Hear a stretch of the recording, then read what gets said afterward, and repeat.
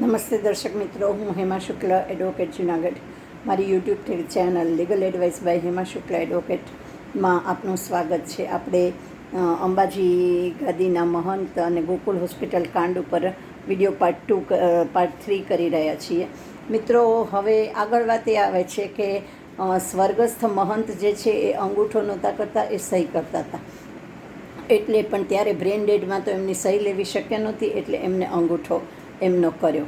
પછીથી વાત એ છે કે વારસદારો ઘણા આગળ આવ્યા, ગાદીના હકદારો ઘણા આગળ આવ્યા, અને એ રીતે પણ કોઈ ફરિયાદ કરવા આગળ નથી આવ્યું. એમને માત્ર મહંતશ્રીના મૃત્યુ અને તે પછી મળતી ગાદી, વારસા અને મિલકતમાં જ રસ છે. મહંતનું અવસાન કેવી રીતે થયું, કે બ્રેન ડેડ હાલતમાં, કે એમના ડેડ બોડી સાથે શું થયું કે શું નહીં, એમાં કે એમની ફરિયાદ કરવામાં કોઈને ક્યાંય કાંઈ રસ જ નથી. એટલે સગાદીઠા બધા સ્વાર્થ સાધુઓ અને તક સાધુઓ, એટલે એ રીતે એ પણ એક ઘણી જ ખોટી અને ખરાબ વસ્તુ છે.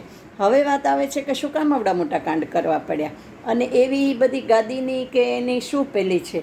તો મિત્રો, હવે રોપવે થઈ ગયો છે. અત્યાર સુધી અંબાજીના મંદિરનું કે ગાદીનું એટલું બધું મહત્ત્વ નહોતું, કારણ કે દરેક જણા ચડીને જઈ શકે નહીં.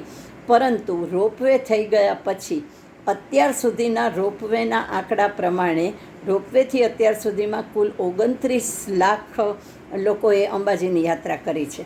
હવે આપ હિસાબ માંડો, 29 ગુણ્યા કમસે કમ 10 કરો. એક માણસ માત્ર ને માત્ર 10 રૂપિયા ધરે માતાજીને, તો એની આવક કેટલી થઈ.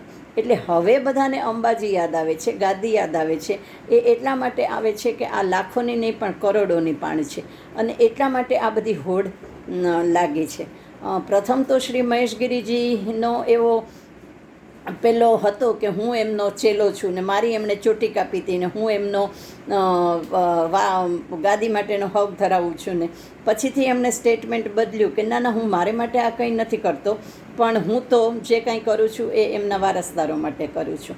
તો મિત્રો, આ કોઈ પૈતૃક સંપત્તિ છે કે આ કોઈ મહંતશ્રીની સ્વ ઉપાર્જિત મિલકત છે કે જેમાં વારસાઈ આવે? આ ફક્કડની જગ્યા છે, બ્રહ્મચારીની જગ્યા છે, તો આમાં વારસાઈનો સવાલ જ નથી. અને જે એમના એક વારસદાર જે એમણે તો એવું ત્યાં સુધીનું કહ્યું છે કે મને જો મહંત બનાવવામાં આવશે તો એ પરણેલા છે, અને જો મને મહંત બનાવવામાં આવશે તો હું છૂટાછેડા લઈ લઈશ. વાહ ભાઈ વાહ, કેવું પડે. આપણા લગ્ન, આપણી લગ્ન સંસ્થા, આપણા માટે સ્ત્રી, એની કિંમત આટલી જ છે કે આપણને મિલકત મળતી હોય, વારસાઈ મળતી હોય, મહંતગીરી મળતી હોય, તો સ્ત્રીની તો શું કિંમત છે? એને ગમે ત્યારે પરણી શકાય ને ગમે ત્યારે છૂટી કરી દઈ શકાય. આ હદના લોકો છે, કહેવાનું મારું એ છે. એટલે અને એ વારસદારોને ફરિયાદી બનવાનું સૂઝ્યું નથી, કે એ લોકો ફરિયાદી નથી બનતા, કારણ કે એની સાથે એને કોઈ નિસ્બત નથી, કે એને કોઈ એવો રસ નથી. એટલા માટે તો આ જે આખું બધું મિલકતનું ને પ્રોપર્ટીનું ને એનું ચક્કર છે, એ લોકો માટે જે હોય તે, પણ એમાં ડૉક્ટર્સે, નોટરીએ કે આ બધા જે કોઈ સંડોવાયેલા હોય એણે શું કામ આવવું પડે? બહુ સ્વાભાવિક છે, બહુ ઓપન સિક્રેટ છે કે પૈસા વગર આ દુનિયામાં કોઈ કંઈ કામ કરતું નથી. એટલે એને પણ ક્યાંક ને ક્યાંક એ રીતે પેલું કરવામાં આવ્યું હોય કે જેને લીધે આટલા મોટા ષડયંત્રનો એ લોકો ભાગ બન્યા.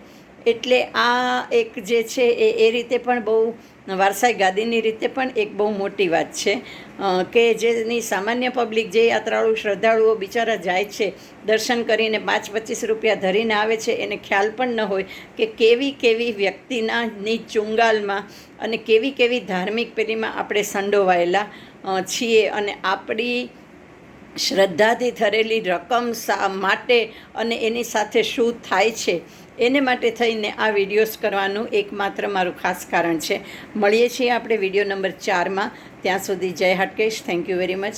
Hema Shukla, mobile number 948280 14 8 23.